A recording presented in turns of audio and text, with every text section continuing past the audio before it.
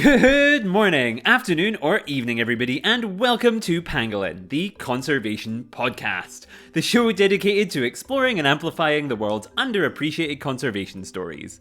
The stories that inspire me, and I hope will inspire you too.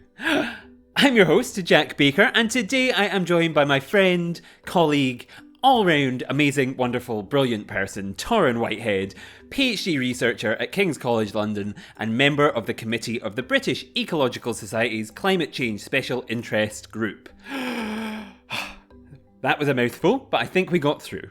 He is here to talk all about his research into shifting baseline syndrome, rewilding, and feral pigs / wild boar, whatever you would prefer to use, in Scotland. We chat all about what each of these big, weighty kind of terms means. Threw a lot out at you there.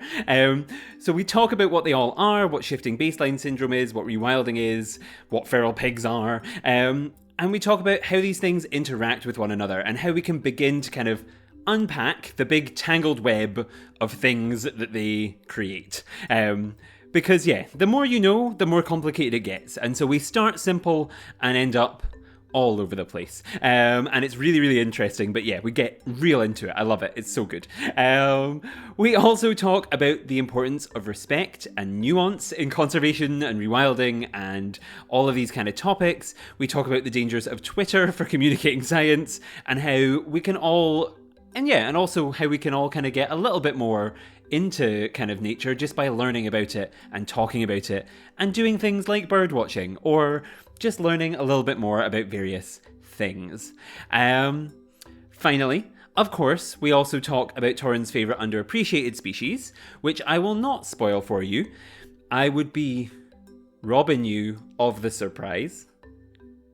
I'm so sorry. These don't get any better every time I try and make a joke. But it's a really good episode. It's a really good species. It's a really good time. I am so grateful to Toryn for joining me. And yes, without further ado, let's get started.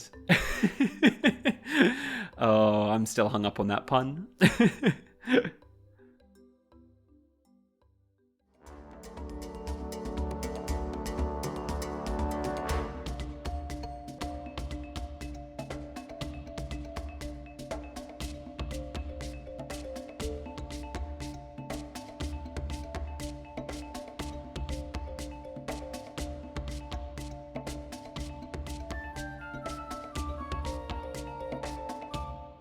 And welcome back to the show. Today I am joined by Toryn Whitehead, a podcaster, PhD researcher studying shifting baseline syndrome, and a member of the committee of the British Ecological Society's Climate Change Special Interest Group, and also just generally a very great, lovely person.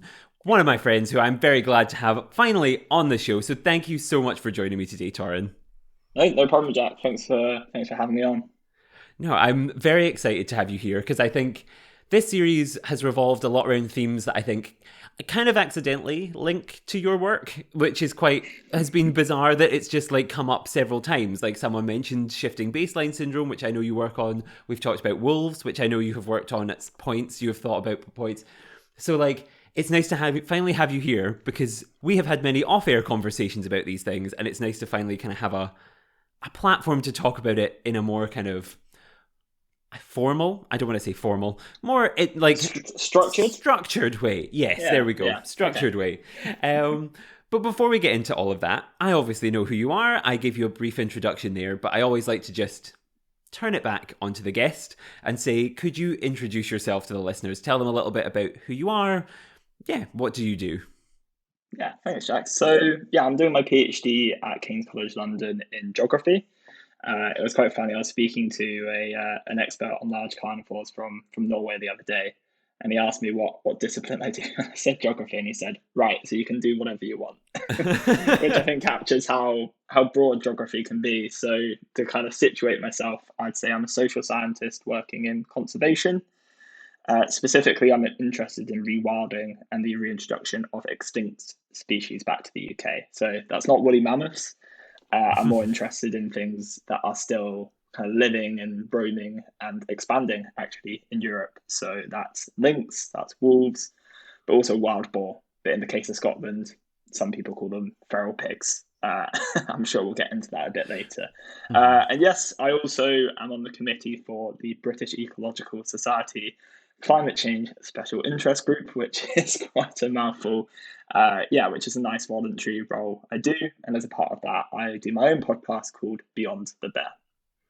Yes, yes. And I think we'll probably touch on every single thing that you've said there at some point. So it was the perfect introduction. You can tell when there's another podcaster on the show because they always know how to frame themselves very well. So we can link back to these themes like throughout. You can tell, even beyond if I hadn't mentioned it, you'd know.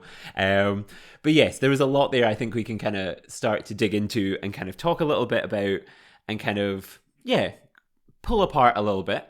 But I guess like something that, as you kind of said there, like geography can be a lot of things. Geography can be all sorts of things. And I'm always interested in knowing like how people get to the exact point in that field or in the field of conservation or wildlife. How do they get to that kind of point that they kind of specialize in? Because there is so many directions and so many things you could have done. And I know, as you said, you work with kind of these reintroduction ideas and kind of all this sort of stuff, but like you also don't just do it in kind of this scientific way, like a lot of people picture geoscience and geography as people going out and looking at maps and like thinking about the environment in that kind of way. You also engage people and you talk to people and you have discussions with people in a way that maybe is unexpected to some in the field of geography. So I wanted to know, like, how did you get to that point where you kind of wanted to work not just on the environment, but also with the people who exist in it and kind of engage them? How did you get to that specific intersection? Yeah, no, thanks, Jack. So yeah, I think one of the strengths of geography. I think one of the strengths of geography, first of all, is just to say that it is so diverse and interdisciplinary. I think that's something to be celebrated. It's not a bad thing that it's quite diffuse and we can't quite pin it down. I think that's a real strength that there's so many different people doing so many different things. In terms of my own personal journey, even within geography, it is probably quite unique. So I did my degree in chemistry.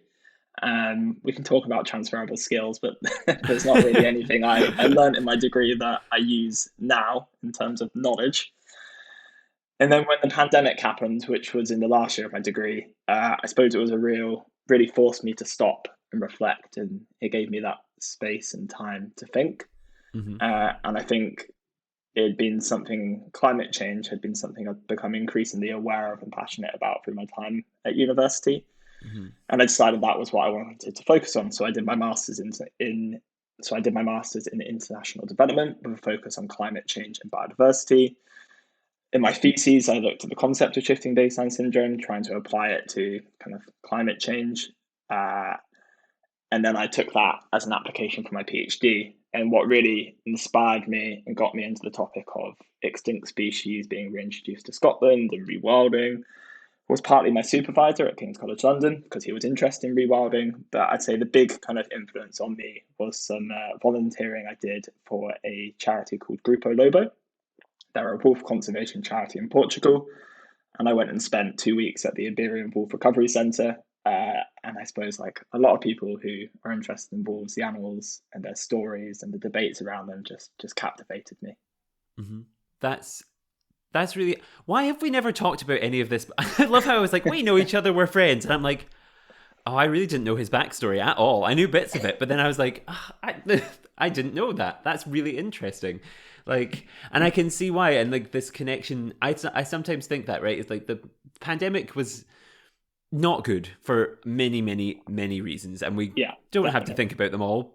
But it was a hard time for a lot of people. But I think it did also force a lot of reflection and a lot of thinking and a lot of kind of like sitting by yourself going, what do I want to do? And I was doing something so vastly different during the pandemic. I was doing an internship at AstraZeneca. So, I was working in pharmaceutical chemistry, and that was kind of the career track, if you like, that I was eyeing up. But like you say, many bad things about the pandemic, but it did give me that space, which otherwise I wouldn't have had. I probably would have just continued down the chemistry track. There's lots of great people doing chemistry, really important work. But for me personally, I'm glad that I did have that time to reflect and kind of switched onto this track. Mm-hmm. And it's funny because I know you as such a passionate person about the work that you do. that like it's quite interesting that like I've never really pictured you as doing anything else. So it's interesting to hear that, like, because you are so passionate about this, that it's there was ever anything else.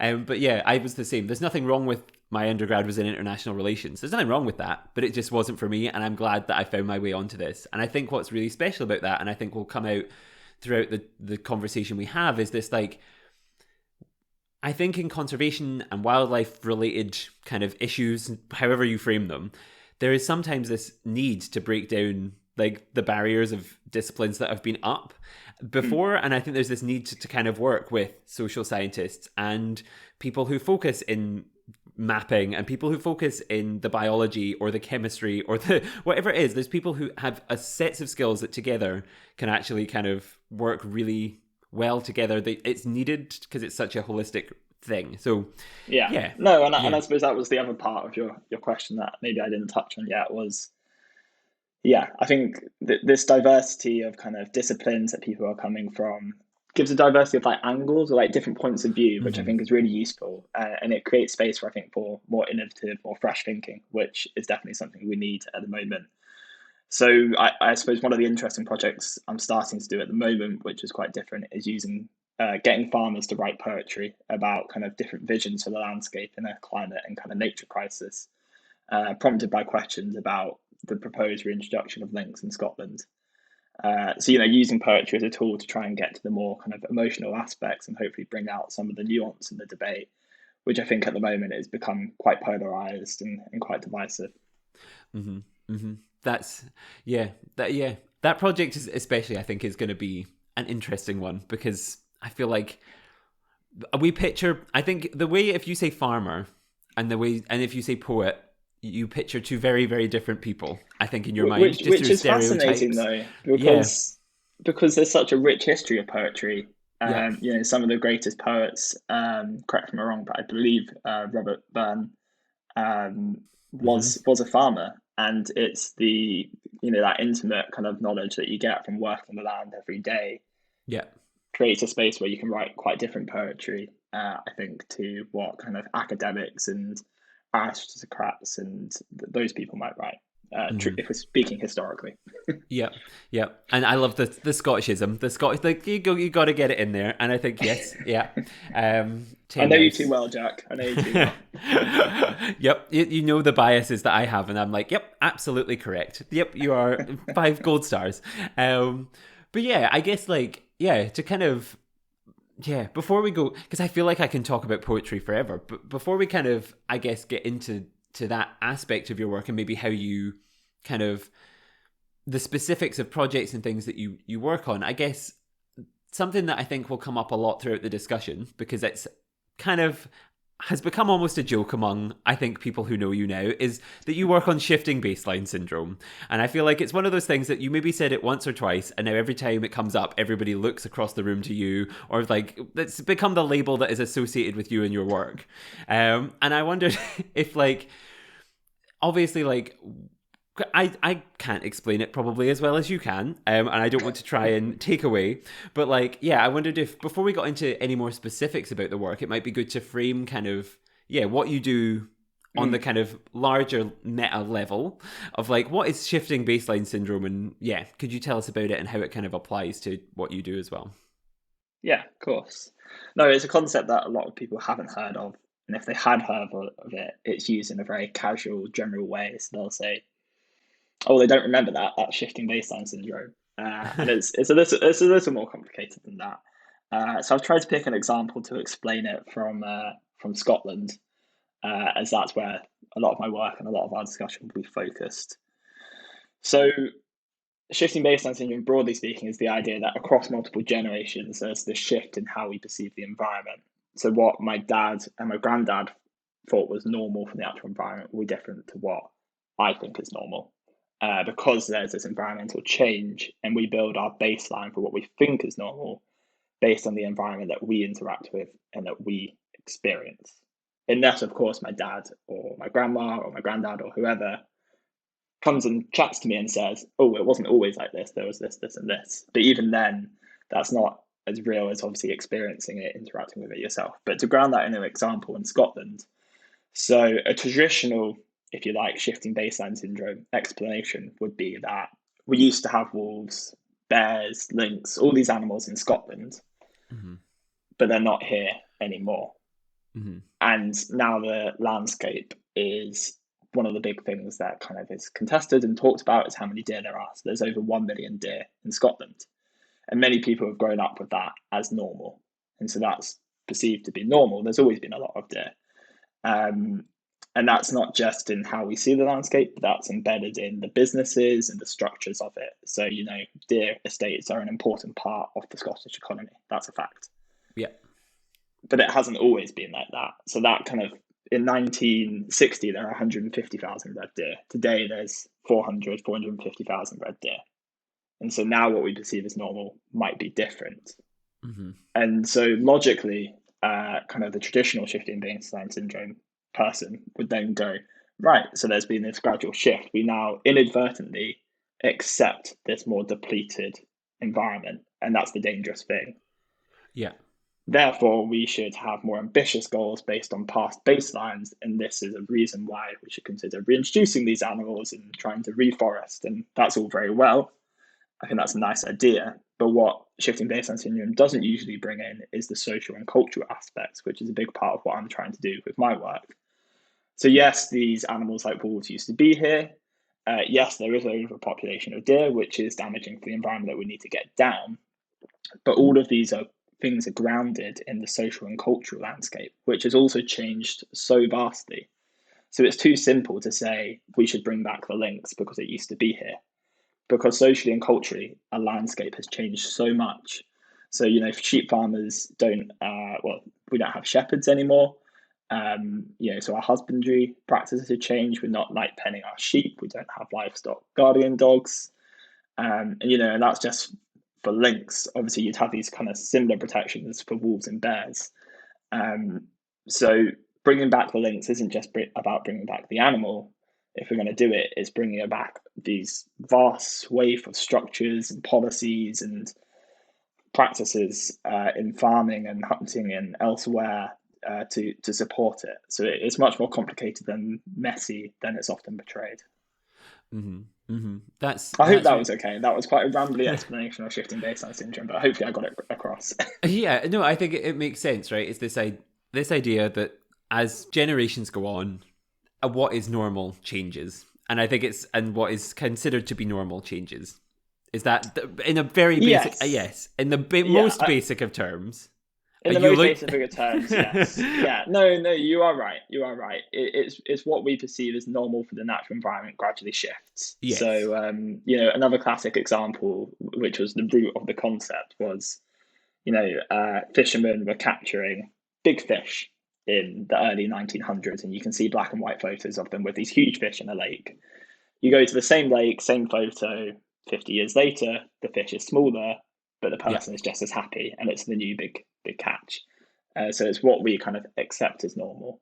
But the point is, what's normal or what's desirable for everyone is different, which is where that social and cultural stuff comes in, because it's all very well saying there's an ecological baseline, but what a farmer thinks is desirable and is normal is different to what a conservationist might. Yeah. Yeah. And that ties back to, I guess, what we were talking about with the poetry and talking to different groups and engaging different groups and trying to understand wider than just the conservationist angle, which would be, having this here means this would change, which would lead to this kind of ecological change, which would lead to this ecological change. That's all very well and good, but in a landscape without people, in a landscape where there are people and engagement, and there's this kind of as you said, that change, it's important you understand everything that goes around about it. And so I think that's tied together that nice little conversation that we had at the start quite well, I think. And I guess what it also relies on, I think, and what's something that will come up and I think is quite an interesting and contentious topic to kind of talk about, is you have this kind of shifting idea, right? And you kind of mentioned it briefly, is this idea of putting things back in a landscape and putting things back in the landscape. And I think another important definition to kind of just get in people's heads from your perspective and how you're coming at it from, where you're coming at it from, is this idea of rewilding, right? Because you have this shifting baseline idea. And I think a lot of people would also think, oh, well, to solve this thing, we rewild. We put things, because rewilding is a term that's thrown around, I think, a lot without a consistent maybe understanding of it. So I would want to know what your understanding and definition of rewilding is, and how that maybe, if you think that differs maybe to other narratives. Is that something, yeah, if we could chat about that, I think that would be maybe opening a can of worms for you, but we can Yeah, try. We can well, try. what is rewilding? I mean, how long have you got? Well, if I have to go, I'll just leave the recording going and you can keep talking. Okay. No, I think rewilding is rooted in this idea of hope. I think it's a response to what's felt like decades of inaction on climate Mm-hmm. change and nature, and people becoming disillusioned with this inaction, and Mm-hmm. this new term coming along with this is what we need, Yeah. and we need it now. So I think that context is important. But in terms of what it is, so it's a really contested term in academia. And even one rewilding organisation that I spoke to in Scotland, the guy said to me, "We're not really doing rewilding; we're doing restoration, but Mm-hmm. rewilding sounds better." So, and I don't think that's the case for all kind of organisations. But yeah, so there's some grey lines between rewilding and restoration. But I think the difference is, I think there are differences in practice, but a lot of it is grounded in that idea of hope. But the differences in how it's done, I think, from my perspective, are there's an increased emphasis on reintroducing missing species. So those ones we've talked about, like lynx and wolf, but also bison, wild boar in a UK context. Rewilders are quite happy with new ecosystems. So restoration is normally trying to get back to some past point, from my understanding. Whereas rewilding, they're quite happy to go to a new, different, novel system and let nature take the lead. And I think the third thing to say is rewilders like to throw around this word autonomy. Rewilding is all about letting nature lead, giving it more autonomy to do what it does best. I think that's a really nice story. It sounds great, and I often, yeah, because I'm writing a paper at the moment with a colleague from Yale, and we've had a few arguments about this term because I think, let's say we introduce a lynx to Scotland as a part of a rewilding effort, which is what some people are trying to do. How autonomous is that lynx? It's going to have a tracker around its neck. It's going to need management if it starts killing sheep. And so I like to think of autonomy as more of a spectrum. So it's Mm-hmm. not now that the system is autonomous or has greater autonomy, but Mm-hmm. there is more autonomy by Yeah. having that animal there. And I think the reason I have a real bug with this word is that often it ties to this idea of rewilding, excluding people from the landscape. And so for that reason, I think sometimes it can just be unhelpful because ultimately, even if a lynx is there, we still need sheep farmers, we still need hunters to control deer. People are still a very important and integral part of the landscape. And I think sometimes that word autonomy just gives the wrong impression. Mm-hmm. Mm-hmm. And it's interesting, I think, to think how these two terms that we've kind of talked about sit together in a space that you're working, because you have this idea that, like, yeah, this the cultural landscape, the social landscape, everything is Mm. changing in probably one direction, and yet there's this pull by another kind of side to kind of rewild, but it ignores the fact that I'm trying to sum it up in my Yeah, brain, but so there's so just so this many things pulling in so many different Yeah. directions, right? Well, this is my head constantly just Yeah. being pulled like spaghetti in a million different ways, it feels like sometimes. But yeah, and I suppose that comes to the second part of your question, which I didn't get to. So, how is my view different to Yeah. others, kind of Yeah. broadly speaking? So, yeah, I've not got a problem with rewilding. I think Yeah. I've also found it to be a narrative of hope as something quite exciting. But we shouldn't rewild the whole of Scotland, right? There's a mosaic of different land management strategies, and I think having different ones is important. But so I like the idea of rewilding. My problem is with how it's done. So I think rewilding often tries to convince people of this is what the landscape should look like, this is what we should do, rather than going to people and trying to create shared visions of landscape. So there's that difference between convincing someone and going, what do you think? Can we work together to create some kind of shared vision of what this landscape could look like? And I think a lot of rewilding organisations don't do that, but some definitely do and are doing it really well. But the kind of changes that Rewilding is proposing, I think, are ones we need in terms of being in a climate and nature crisis. But I think we need to think more carefully about making sure people are included so that it's socially just and economically viable as well. I think that needs more attention.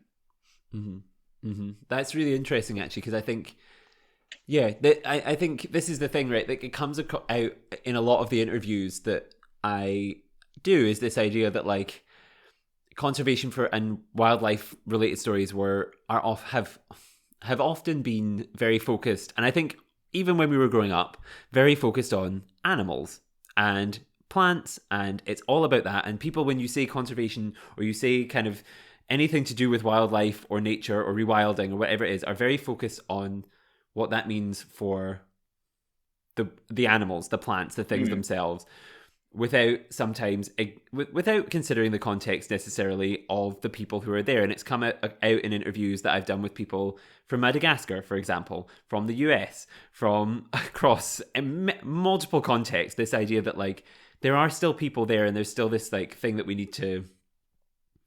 There's still this, like, issue, right, of, like, if you can go in with all of the best conservation ideas in the world, all the best, we can make a wonderful space for a lynx, or we can make a wonderful space for a lemur, for example, in another context, or for a wolf in the US, or for whatever. We can make a wonderful space for that. But when you ignore, the fact that there are other people there... We can't ignore that people and nature are inherently intertwined. And I think these documentaries, not always, but have fallen into the trap of presenting this wildlife that's pristine and wonderful and beautiful. But take an elephant as an example.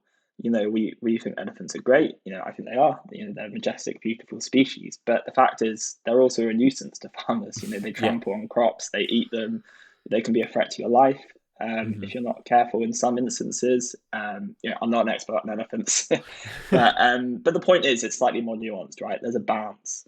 And so I think what we need to be better at, in terms of people, let's say, who are in favour of rewilding, is having a bit more empathy that, farmers, these other people, they do need to, at the end of the day, it's a job, it's a livelihood. I'm not saying that's an excuse for treating nature poorly, but I think it's a bit too simplistic to say, well, why are you doing that? That's shocking. I think, why not go in with a different angle and go, right, how can we help you to be more nature friendly and your business still be viable, and etc. So, I just think a more empathetic approach would get us further. Yeah, and I always find that I think and whenever I try and engage people in nature, when I do my education work or whatever it is, I think it's often very important to remember that we are excited about this, and it's the most important thing in our lives.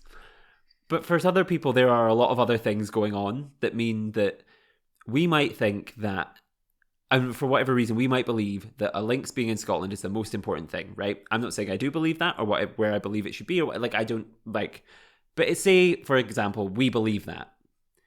There are other people who get up every day who they don't have the resources to care about that. They need to make money to support their family, or they need to make money to support, and they need to kind of acknowledge that there's an acknowledgement there, right, of, like, this fact that, like, we care the most, they don't necessarily care at all. So insisting that they do something, or insisting that all of a sudden we've made the choice that there's this new risk, isn't going to go down well.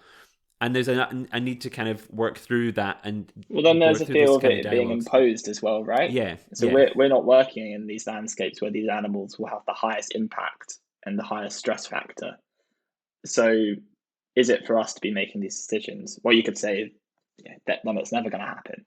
But rather than say, well, this should happen, let's try to actively engage and work with these groups to explore how it could happen. And maybe, that means we move a bit slower, but it probably means we build much more solid foundations. Yeah. And I guess that what I think, because we've talked about a lot of things in kind of as examples in kind of vague terms, but I wondered, like, how that applies in your work, I guess, directly. Like, what kind of species, you mentioned them kind of at the beginning with these kind of lynx and wolves and boar, but, like, in your current work now, what are the kind of species you're working with, and what kind of examples could you kind of give us, I guess, to make this conversation that we're having about, oh, maybe this, maybe that, more grounded and real, I guess? Yeah, sure. So, yeah, like I said, I'm interested in rewilding in Scotland, and the species that I'm looking at as a part of my research is lynx, wolves, and wild boar, or feral pigs, which is how they're officially designated and how a lot of people refer to them. So I'm doing a lot of my work in Scotland, but I'm also planning to go to Estonia for a few months this summer.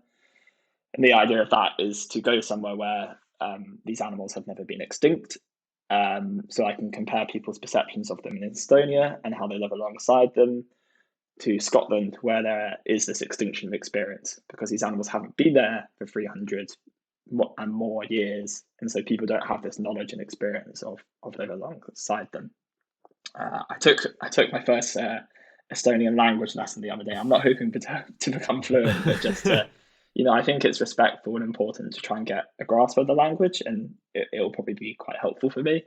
And the one word I learned, tere, which is hello. The way I remember it, which I think is quite funny, is it sounds like a Scouse way of saying Terry, like tere. I mean, you just need to learn every word in a Scouse accent now and just go with just translate it that way and go, okay, just a series of, I maybe work on the Scouse accent as well, because I don't know if that was the best Scouse I'm not accent. very good at Scouse accents, but it just made me chuckle as a way I remember that very simple word. Yep. But yeah, so to ground it in a more kind of real example of work I've done, because that's kind of planned future work. So like I did some work on feral pigs or wild boar in the Highlands in Scotland. These are really contentious species. So in terms of, I was going and interviewing crofters and farmers and rewilders and horse riders and all different people to capture everyone's kind of perspectives and opinions. So these animals haven't been formally reintroduced. So they're kind of escapees, or they've been illegally reintroduced by people, we're not quite sure. So they've got this ambiguous origin. So to start with, there's been no engagement with people to talk about how they should be reintroduced, or even to inform them about the animal and how to safely live alongside them. And then the other thing you've got, like I said, is you've got this extinction experience. So the animal hasn't been there for 300 years. People aren't used to living alongside them. And that relates to, farming activity like farming sheep, but also, walking your dog safely in the woods and knowing what to do if you come across one of these animals. And so I think that extinction experience creates this space where your kind of preconceived ideas of this animal, whether it's a good thing or a bad thing, then get exacerbated. Is that the right word? I always pronounce it wrongly. Exacerbated. Yeah. So, you might already be against this animal because you think it's going to come root up your farming pasture and it's a bad thing. But because you're not used to living alongside this animal, the shifting baseline syndrome part of it becomes even more contentious than it already was. And then obviously the fact that it hasn't been a formal reintroduction, it then becomes even more contentious again. So, for example, if you look at Spain, I was chatting to a friend who works in conservation there, and he was saying as much as wild boar are a nuisance, they'd never get rid of them because they're such an important kind of food, and they're associated with a lot of kind of homely, kind of rural, rustic dishes. And there's a big culture and industry and business around hunting them, and so that's how that species is embedded in the landscape, and that creates this kind of coexistence where that species has persisted. Yes, it's hunted, and some people would say that's a bad thing, but without that, arguably, that species isn't going to flourish and be viable and still be there. And so in Scotland, we don't have that, and so that's the shifting baseline syndrome part of it. Mm-hmm. Mm-hmm. That's it's really, really it's interesting, especially I think a lot of the time we think of when we're talking about these discussions, I think boar and these kind of animals come further. I think people's first, like, if you said to a person, the first thing they're going to say, especially in the Scottish context, is something to do with wolves. I would, like, I don't know if that's been your experience, but that would be, is it your experience? Would be like, I guess, that is always wolves the first thing people worry about? Or do they go boar? Or what is the first one that comes up? Well, I suppose I'm going and asking people about boar, but This is the yeah, thing. there Yes, is this is the definitely this there is definitely this big thing in Scotland about wolves, and I think that's because multiple people across decades have talked about reintroducing them and bringing them back, and it's obviously culturally kind of the biggest icon of kind of any of the extinct species, perhaps. So I think it captures people's imagination the most. hmm hmm Yeah, I guess, yeah. But I think, like, yeah. So it's interesting then, I guess, to think about something else that isn't that kind of first necessarily thought in, I guess, the general populace's mind. Because I think it, again, shows how these cases are not specific, but what matters to people who perceive it from the outside, right? And what matters to the people who live it every day are very different experiences. Because to me, if someone said, "Oh, there are boar in Scotland," I'm like, "Oh, okay, that's not really." If you didn't really know much about wildlife, you'd think that can't be much of an issue. Wolves or lynx, they'll be far more contentious, but because they are, in people's minds, predator species, right? They are hunting. Whereas a boar, to a lot of people, would be like, it's just a pig. It's just like this thing of like, it's just like, what? Like, Well, how can because it it's be an more issue? familiar, Like, right? We're yeah. growing up with pigs on farms, and so the idea of boar doesn't seem like too much of hmm a stretch. So if we're Yeah. thinking of it on a spectrum again, maybe there's slightly less of an extinction experience because it's an animal we feel like we're somewhat familiar with. But of course, a wild boar is very different to a domesticated pig. And I should say as well, so the reason they're called feral pigs is that, like I say, there's been no formal reintroduction. So there's this ambiguous origin, but also there's this genetic hybridization. So what I mean by that is the animals that escaped from this wild boar farm supposedly have then broken into or bred with other kind of escapees of domestic pigs. And so they're not pure wild boar, inverted commas. But the thing is, I was chatting to this guy from Nature's Cot, and he said to me that there's no such thing as a pure wild boar, even in Europe. So even in Europe, there's this genetic hybridization to an extent. And so I think, again, rather than thinking of it as it's one or the other, one way we could think about the animals in Scotland is, well, there's some that are quite close to wild boar that are probably performing those functions, but there's others which quite clearly, when you see them, are closer to domesticated pigs. But a lot of the worry with feral pigs is that because they've got this domestic pig gene, that they can breed a lot quicker with more, and so there's this population explosion. hmm I guess that might be kind of a good thing to kind of focus on for a second, is actually because you were kind of explained a little bit about it there, about this kind of like, they're not boar, they're not domestic, they're somewhere in like, so if, and probably that means when you see them, they're, or like if you were to try and describe them, there will be variation, I imagine, among what they are and how they, but like, how would you describe a, how would you just, if someone's thinking like, because I imagine people's minds right now, they're listening thinking it's somewhere between a boar and a pig, it's somewhere between a, but what is the kind of, yeah, what could you describe a bit more about the physical aspect of what these animals actually are, or is that too? Sure. Well, I okay. So I'm not an ecologist. I'm a social Yeah, scientist. So I can give a rough stab at it. In yeah. that wild boar are black and fairer, as the stuff close to domestic pigs are pinker. They might have kind of this kind of wiry hair, but there's kind of these spots in them, and they look different. But I think I'm going to take it the other way, and I think my point was it's how we socially construct these species, because a wild boar in Europe. The point Yeah. being, it's not a genetically pure wild boar. It is still hybridized. So it's the same in Scotland. There are critical differences in Scotland, and perhaps there's things I'm not aware of. Like I say, I haven't looked at the genetics. I'm not an ecologist, but I think it comes down to how we're socially constructing the animal, uh, and I think that's quite an interesting kind of thought experiment. Yeah, I think it gets us onto this idea of like the tensions that arise with this, right? Because for example, I was listening to an interview you did recently, with the BBC. You did a radio interview which was very like, it was an interesting one to listen to, and I think, for example, there were things that were said of. I was like, this isn't. You know that way where you're kind of like, I know for a fact this can't. Like, I in my brain, maybe like this, like the physical things that you're saying and the pictures you're using are true or based on some kind of reality that you've experienced.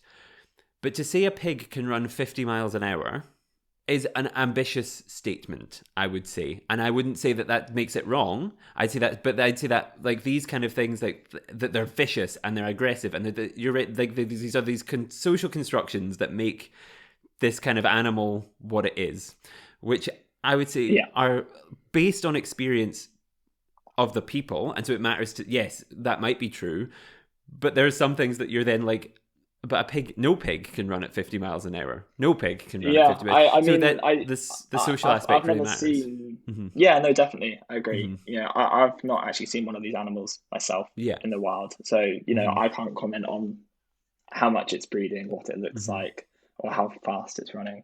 But I think what I saw in my research is kind of this deep mistrust from both sides, and these, there's accusations of these fantastical stories that just aren't true. Um, I don't know. But what I think there is, right, what I'm kind of trying to dig into and ask is, are fears and concerns about this animal, have they become exaggerated because of this extinction experience, because it's this new thing that we don't know, it's this unknown quantity with a lot of uncertainty around it. Does that mean that those feelings have become stronger? To be very clear, these animals are a nuisance to these people. I think there would be strong feelings anyway. They're rooting up people's pastures, that's costing them money.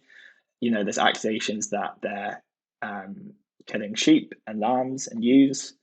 So, they are going to be very contentious animals anyway, but have some of those fears and some of those stories become, you know, gone even further because of that extinction experience? But it also goes the other way, I think, right? So at the same time, I wonder if some conservation and rewilding organizations are romanticizing the species and are focused too much on the positive things it can do and not being empathetic or realistic enough about the drawbacks and the realities of for these other groups of living alongside the species. So I think it can go both ways, and hopefully I can prove that empirically with some of my research. Yeah. Yeah. I guess then, yeah. Yeah. And I guess it would be good also then to talk a little bit about who these key players are and these tensions that are there around this. If that's something you can share with your, like, because I know you've been working with a lot of different groups and talking to a lot of different people. And it probably means that you have probably, if I would say, oh, what are the major groups? There could be about 100 people or groups or people, like a different perspective that you could give. But generally, I suppose, what are the major tensions in this space, and what are the kind of pulls, I guess? Like, I think if we're whittling it down, I think broadly it comes down to the conservationists and rewilders, which I would personally make two distinct groups. Um, there's then farmers and hunters. I think those are the obvious ones, but then you get into kind of local government, local residents. A lot of people talk about an urban and rural kind of divide, which I don't think is always true. And I think one of the things I kind of got noted down here for something later on was not to let a loud minority spoil your perception of a whole group, right? And this is part of my interest in the poetry project. Not all farmers are saying that climate change isn't true, or that you know no farming, no food, and those kind of protests that have slightly veered towards more extreme kind of right wing. I think there's something in there that's really important. That's an important discussion, but some of those protests have veered more towards those kind of more extreme right wing politics and populism. Um, and some people, I think, then get this impression as farmers that they apply to everyone. But it's a really diverse and group that has a wide kind of range of opinions and ideas about how the landscape should look, how it should be managed. And I think it's the same with conservationists. I think there's an assumption that all conservationists are wonderful and good and trying to do this good thing. Okay, yeah, because they're working in conservation, but how they go about it, is very different and achieves Yeah. very different aims, particularly socially, culturally, and economically. Mm-hmm. Well, and ecologically, I guess. Yeah. Mm-hmm. Yeah. Yeah. And I think as yeah. a society, we love to simplify things, but Yeah. for this and many things, I think it is complex. There is uncertainty, and I think it's whether we can embrace these things and deal with them Yeah. a bit better. Yeah.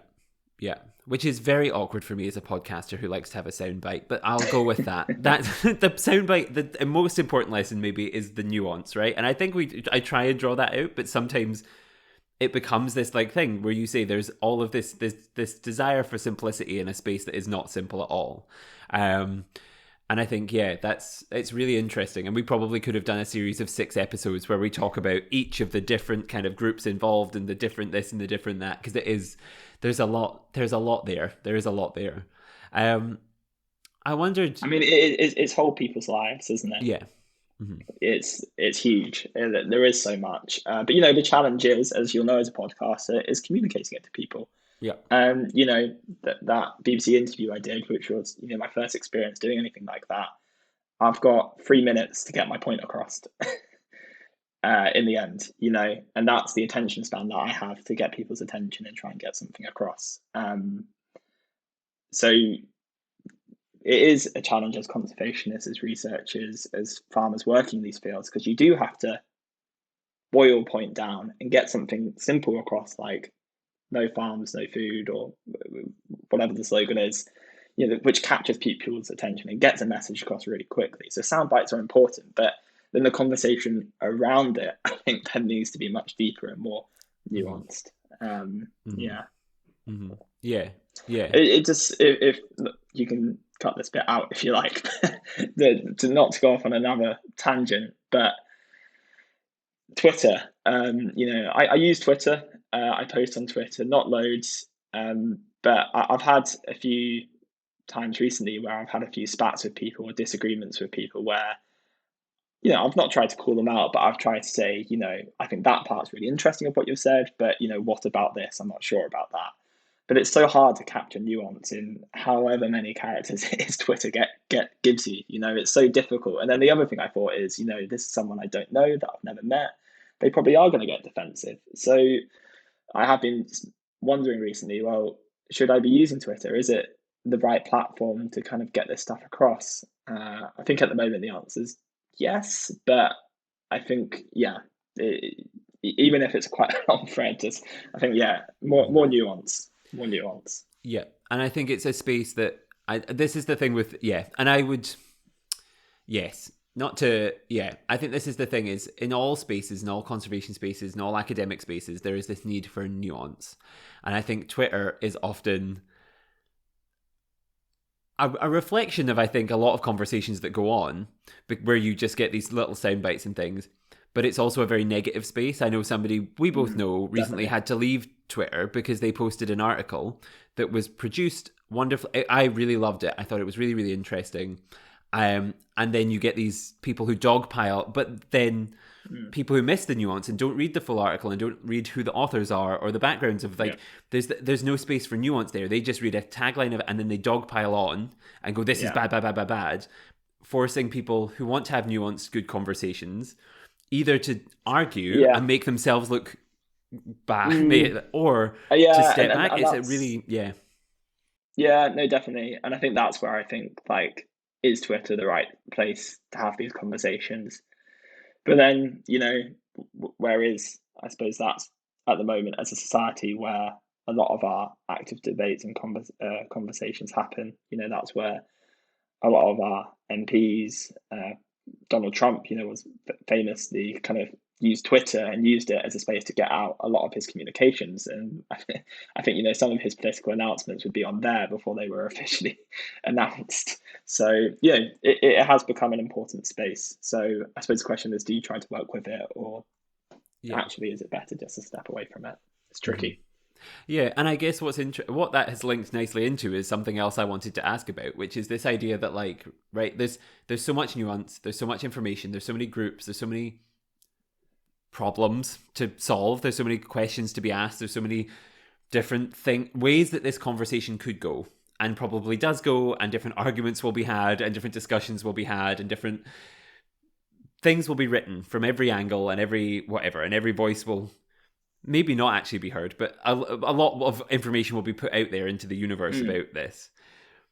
And I think when you have these issues that are so complicated and so entangled, it's very hard to begin to see a light at the end of the tunnel and a space to move forward consistently that makes everybody happy. Like, for example, so I'm just back from a field trip. I'm just back from a field trip to Athens, in which there's a park in Athens that part of it is owned by the military, part of it is owned by the Olympic Committee, part of it is owned by this, part of it is owned by that. And ultimately there are, I think it was 35 different groups, I think, have stake in this park, and they want to turn it into a public green space. And it was this situation where I was kind of sat there going, I'm really glad the person who's giving this presentation is really hopeful, because it gives me hope that this might happen. But if I was to try and, like, in my panic brain, anxious brain, go, there's so many voices here that it's going to be really hard, if not impossible, to try and find a solution to this when there's so many stakeholders, so many things. How do you move forward and create something that works for everybody? Because all of those 35 groups are going to have a different idealistic end goal. And I guess this also applies to your work, right? There are so many groups, there are so many people. How do you begin to move forward in these situations where it's so complicated and it's so many people have their opinion and so many people have very vastly different opinions on what should be done? Like, how can we move forward and make sure this benefits everybody? Is that possible? Is it like that's a hard one, but what are your thoughts? I mean, it's the $1 million question, isn't it? If I had the answer, I'd be quite famous. But no, it's something I'm really interested in. I think it comes back to this point I made about creating shared visions, not trying to impose a vision on people, but going to people, being very open-minded, listening to what they're saying, and trying to find some common ground. I think finding some common ground to build on is a good place to start. So you've got the finding common ground on deer project. You know, deer management is something in Scotland that's been in a stalemate for decades. I don't know if this process will be successful in the long term in terms of delivering concrete actions. But, you know, something that's been coming out from the process from people I've spoken to is that it's been really inspiring and really surprising. You know, they thought that they would go have these conversations and there would just be these big gulfs of disagreement which they couldn't get past. But actually, you know, there are areas of common ground and there are things that they agree on. And that's probably a good place to start.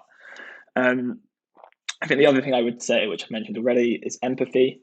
I think we can all have a bit more empathy for each other. And I think that's a good place to start with how we communicate. And we'll probably get further talking to each other and trying to find common ground and find solutions together by talking and thinking like that.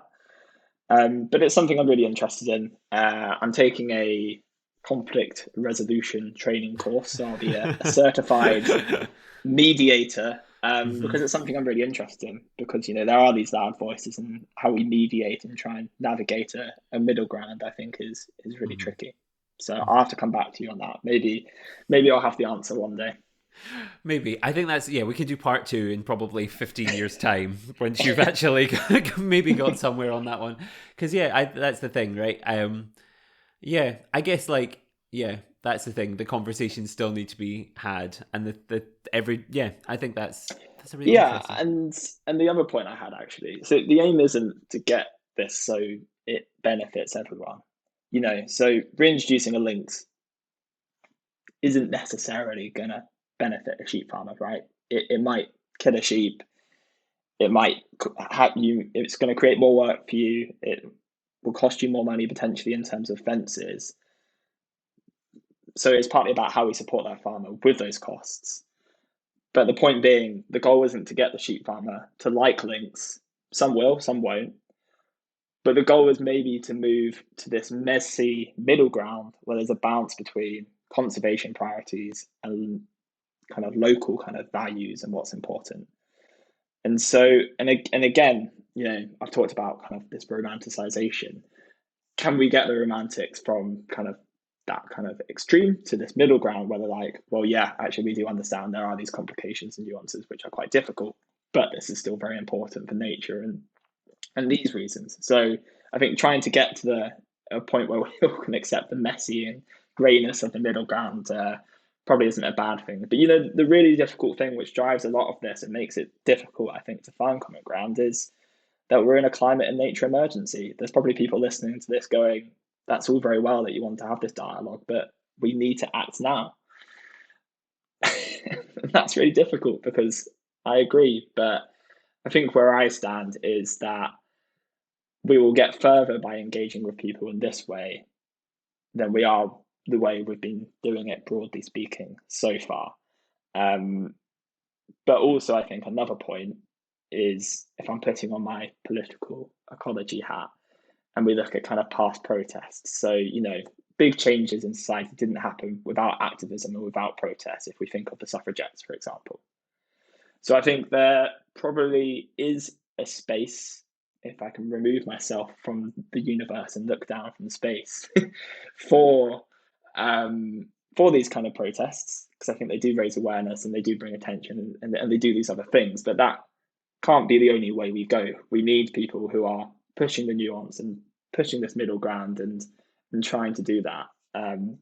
We can't have a situation where we just polarize. And I think across society at the moment, we're seeing a very big polarization of views, and not just in the UK, around the world. Mm-hmm. Yeah, and it's this thing of if I give even a little, I will lose. And I think actually, in giving if everyone gave just a little on what they were, we would have a much more, not just in terms of conservation and wildlife, a much nicer world altogether, I think, to live in, a much more understanding world. And this is where I think creative kind of practices are so important. We undervalue the arts and everything else so much. I'm getting that in now because my girlfriend's a poet, so I'll get brownie points for saying that.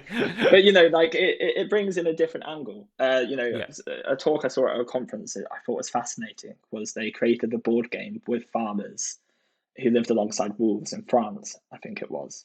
And then they got conservationists and those people to play it. And the idea was you were walking kind of a theoretical mile in their shoes. I can't say how successful it was, but I think it's a really interesting idea. So I think having more diverse, interdisciplinary, creative approaches to these problems are really important. Mm-hmm. Yeah. And yes, if I know anything about you, it's that you will already have been like, I wish I could do a board game, and I wish I could do this, and I wish I could do that, and I wish I could do that, and had to go, I'm already overworked, I can't do that now. But somebody out there, or someday, I will do the same thing. I guess it's just how I am. I think I've had 40, 50 different ideas of different projects I could have done for my PhD. And I think that's great. I think there's lots of people out there who are really motivated, who want to do lots, but you've only got so much energy and time, and it's really important to look after your own mental health, because if you're not mentally well and thriving and have a good work-life balance, then you can't give everything you need to give to what you are passionate about. So yeah. Mm-hmm. Yeah, I think that's it's a really, really, really important point, and I think it's a really good point to kind of start to wrap up this part of discussion and then move into the kind of, because it is the most important part, right? You can't look after anybody else if you don't look after yourself. And I think it's that kind of is a nice thing to kind of have as we move into this kind of like final couple questions that I ask everybody. Unless there is any thoughts or feelings or points that you wanted to make that we have not had a chance to make.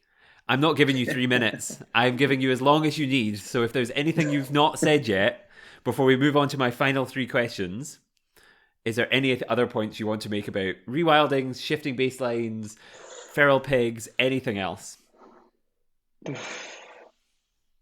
Yeah. I knew it would be a yeah. Well, there's so much I could say. I could spend all day talking about this. I think perhaps the one thing I would say, and it's been something I've been thinking about with my work, the shifting baseline syndrome stuff, I obviously find it really interesting. I hope other people have.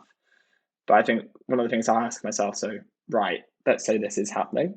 What's the implications of that? What do we do with that information? At the end of the day, this crofter in the Highlands is still getting damaged. The pasture is still getting damaged by boar. Me saying you probably feel a bit stronger about this because of shifting baseline, it isn't helping them. So, maybe I'll just wrap up by saying, I think, what's the implications of that if kind of my theory proves to be true? I think it's a greater emphasis on creating these shared visions of landscape, with working with people and having really good engagement. So if we want to reintroduce missing species, particularly large charismatic ones, there needs to be such a big emphasis on working with people, making sure they're well informed, engaging in a very open way to create shared visions of the landscape. I think that's the implications of it. Mm-hmm. Mm-hmm. Yeah, yeah. And I think, yes, I think that's a really interesting, well, I think we can leave people to think about that one, because I think that's a very thought-provoking thesis point thought to kind of, yeah, I think that is the thought that people can walk away with and start thinking and start their own little balls of spaghetti in their head going, I don't know the answer to this question. But no one person knows. You've got to work with people, talk with people, and maybe that's part of the answer. You don't have to know, but yeah. I remember in my confirmation panel for my PhD, they asked me, what is a botanic garden? And like, there could be a ball of spaghetti and all of these things of like, I think every single term, if you sit on it for long enough, you start to pull apart these things, never mind when it's something that's so tense and so complicated. And so, yeah, sitting with those. Yeah. Then maybe that's my brain is, as I said, just got back from a field course to Athens, and now my brain is not prepared to deal with spaghetti. My brain is not prepared. And I think you just want a nice big lasagna. I just want, honestly, something on moussaka to keep it Greek. But yeah, I think that's a really interesting kind of point to kind of start to wrap up on. I guess then that moves us into the final three questions, which I ask everybody because I'm always intrigued to hear different perspectives on them. And the first of these, I guess, kind of does link into what we were saying there, but it is, how can people be more engaged in conservation as a whole? Or if you want to kind of, because there's been a lot of things come up today, how can people be more engaged in this kind of debate and what the kind of things that you're interested in? Yeah, no, I think that's a really good point. And it's something I thought about a lot when I started to think about shifting baseline syndrome. And I realized that I really didn't know I knew very little about British wildlife. And that's what got me into bird watching.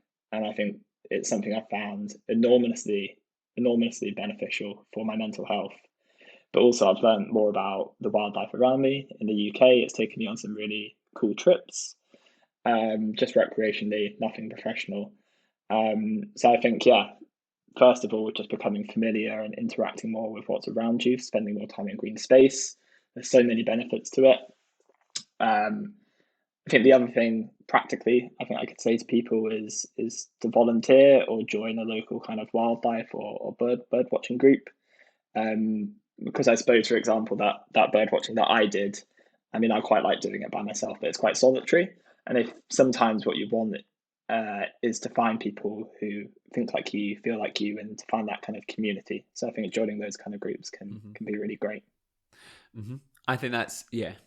And I suppose as well, I can just add actually that, I think a lot of us feel pressure to solve the whole climate crisis or, do something that's going to make a difference. We're all individuals.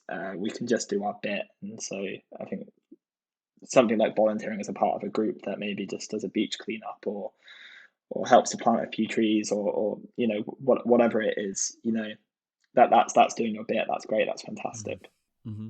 I think that's, yeah. And I think what I would add to that is, I think I've always learned most about all of these things when I've been in these spaces, because in these spaces, not everybody agrees on everything. And when you can sit in that moment of uncomfortability and tension with other people, while all ultimately being like, we all want a similar or the same thing, or we all want just us all to be happy. Like, we all want good things. We all want valuable things. And being in those groups and being in those spaces and having those discussions, I think it, just to add on and kind of link to the conversation we had, these are the perfect places to get used to nuance and have discussions and push your own brains out of the kind of space that they normally sit in. And like, I found myself like during my masters, like there were points where me and one of my friends, so she grew up in India and I grew up here, so very different views of what nature is and what conservation is, and we would sit and we would go bang our heads together in a way that like, I believe this, I believe that, I believe this, I believe that. But those sitting in that, but at the end of the day, we kind of would walk away and go, that was a really good discussion. And having that respect and friendship and sitting in a group and having these kind of discussions can sometimes be really beneficial. So I think I agree entirely with what you said, and also wanted to add just that little bit on as well, because I think it's an important space to learn about nuance and these things. Yeah, and it just made me think about this term I've used a handful of times, which I quite like. It might be a real thing. I don't know. I haven't looked it up, but constructive disagreement. And I brought this up in a conservation space once, and she went to me, "But what is that?" And I think we can constructively disagree. Maybe the way to say it is agreeably disagreeing, which I know is something that is used. But it's okay to have different views, but listening to and understanding other people's views, that's how we grow. So yeah, and I think also to say for people who are maybe quite intimidated by having these big conversations, joining these groups doesn't necessarily mean you have to have these big theoretical nuanced discussions. There can just be a space to immerse yourself in nature and meet some friends. Yeah. That's the thing. Slightly more lighthearted. Yeah. Or just go and look at birds, just go and look at birds. That's like, I think that's the thing. And I prefer to do it with other people. When I say prefer to do it with other people, we both know Guillaume, one of our friends I love to do it with him because you'd think he is from Spain, from Barcelona. So you'd think coming to the UK, I would be the bird expert in those scenarios. Absolutely not the case, because I'm like, they're like, I think it's this type of duck. And he's like, Jack, no. And it's just a fun, silly way to be like, realize how little you know, but also learn. Yeah. No, that's good. That is good. And I guess second question then, maybe it will be a bird, maybe it will be something else. I always ask people, because Pangolin is all about underappreciated things and things that we don't talk about enough or don't discuss enough. My question to you is, what is your favourite underappreciated species, whether that be plant or animal? What is something that you would like to shine the spotlight on and have people go and have a look at and think about? It's such a great question, and I'm worried I don't have a great answer to it. And I suppose maybe that's coming from my work, where I look at maybe overappreciated animals.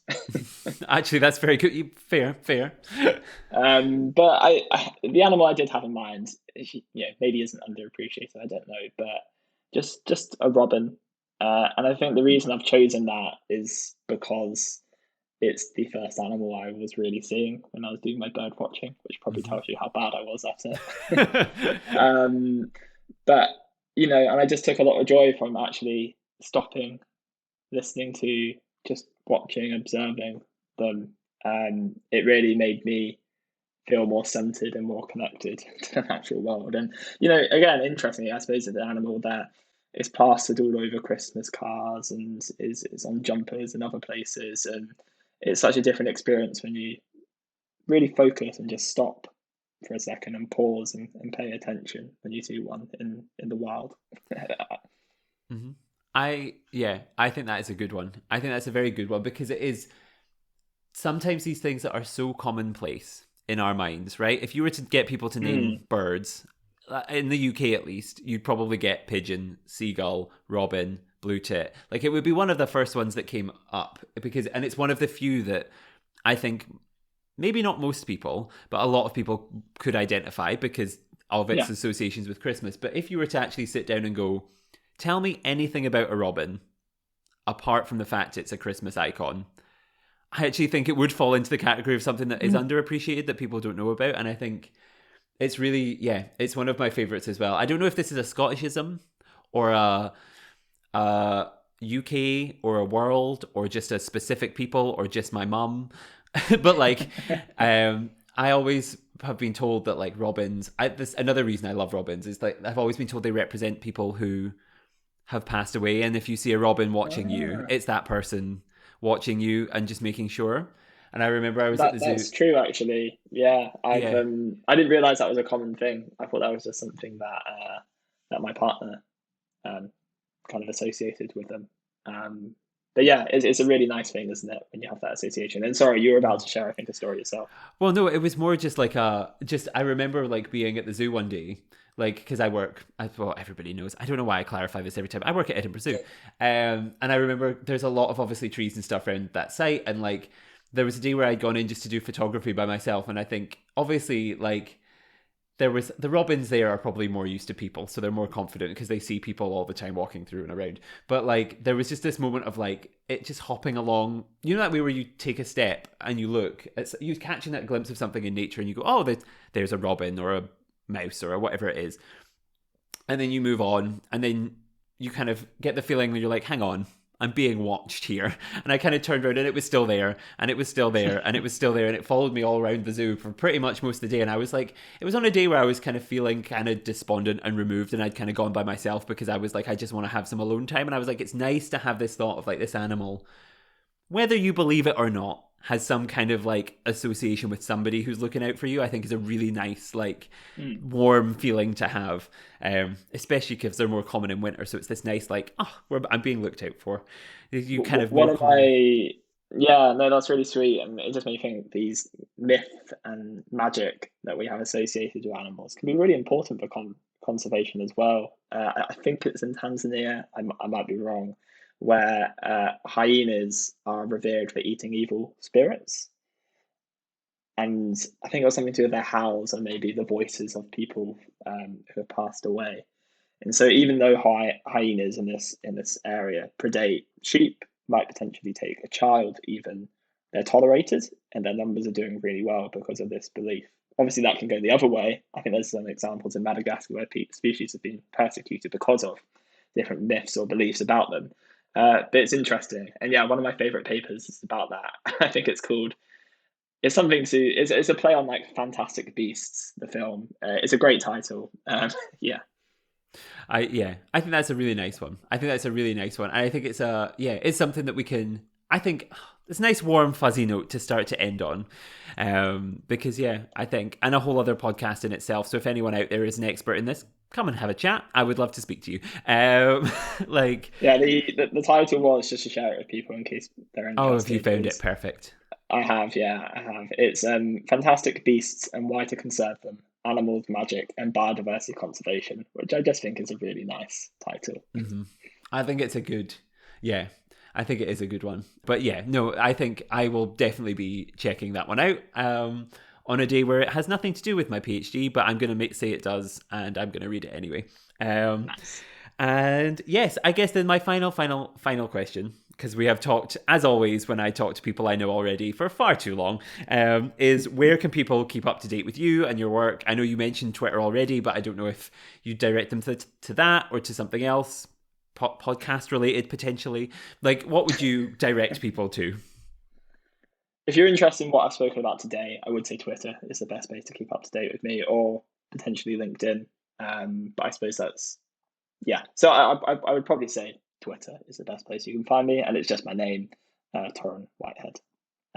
Yeah, I suppose I talked about Twitter and my conflicted feelings about it. At the moment, I am posting, I am active, and I am trying to forge some nuance in the space of these debates. So yeah, be really interested to hear from people what they thought. Yeah, yeah. I think hopefully nuanced good things. Hopefully nuanced good things. Listeners, I'm telling you, nuanced good things. Or you can disagree with me, but make sure you do it constructively. No, Exactly. it'd be great to hear from people if anyone Mhm. has any reflections from this episode. Yeah, I think that's hopefully will come out. Hopefully, because that's always the best bit of seeing the feedback that these things get. So yes, if you do have thoughts, I will put Torrens' handle in the description of the episode, so you can go down there, find him, ask him questions, or have nuanced, careful discussions with him. And yes, and yeah, I guess apart from that, the only other things to kind of say are, well, while you're down, following Toryn on Twitter. I'm on Twitter too. We're at Pangolin Podcast on every social media platform. So Instagram, Facebook, wherever, follow us there. Subscribe to the podcast. I'll also do links to all of that. All of these things will be in the description. So go and do all of those things. But aside from self-promotion, the only other thing I guess that's to say is a huge, huge thank you to all the listeners, of course, for staying tuned in. And of course to you, Toryn, as well, for a really interesting discussion that has, I think gone in many directions that I was like, I can't believe this, and I didn't know this, and I didn't know that. And it's just been a really interesting way to spend my morning chatting to you. Thank you so much for your time today. Thank you so much. No, thank you for having me, Jack. It's been really interesting. Perfect. And I guess until next time, thank you again, listeners. Thank you again, Toryn. And goodbye.